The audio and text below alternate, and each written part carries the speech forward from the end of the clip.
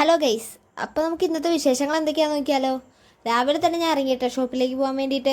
അങ്ങനെ ഞാൻ പയ്യെ നടന്നു. പിന്നെ ഞാൻ വാട്ടർ ബോട്ടിൽ എടുത്തിട്ടുണ്ടായിരുന്നു കേട്ടോ. ഞാൻ ഷോപ്പിൽ നിന്നാണ് വെള്ളം എടുത്തിട്ട് വരുന്നത്, അപ്പോൾ അതിനുവേണ്ടി വാട്ടർ ബോട്ടിൽ എടുത്തിട്ടുണ്ടായിരുന്നു. അങ്ങനെ ഞാൻ പയ്യെ നടന്ന് ഷോപ്പ് എത്തിയിട്ടോ. പിന്നെ ഞാൻ അങ്ങ് ഉള്ളിലേക്ക് കയറി. ഞാൻ വന്ന നേരത്തെ അൻ്റെ ചേച്ചി മാത്രമായിട്ട് അവിടെ ഉണ്ടായിരുന്നുള്ളൂ, വേറെ ആരും വന്നിട്ടുണ്ടായിരുന്നില്ല.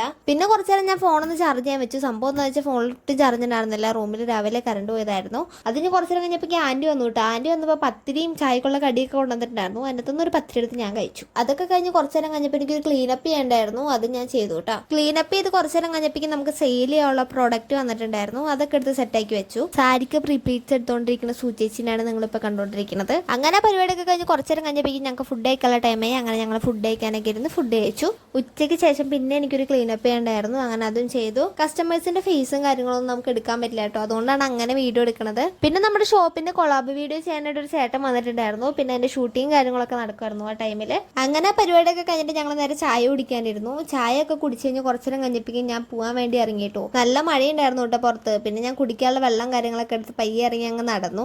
പിന്നെ ഫുഡൊക്കെ മേടിച്ചിട്ട് ഞാൻ നേരെ റൂമിലേക്ക് പോയിട്ടോ. അപ്പോൾ ഇത്രയുള്ളൂ നമ്മുടെ ഇന്നത്തെ വിശേഷം. അപ്പോൾ പിന്നെ കാണാം. Bye bye.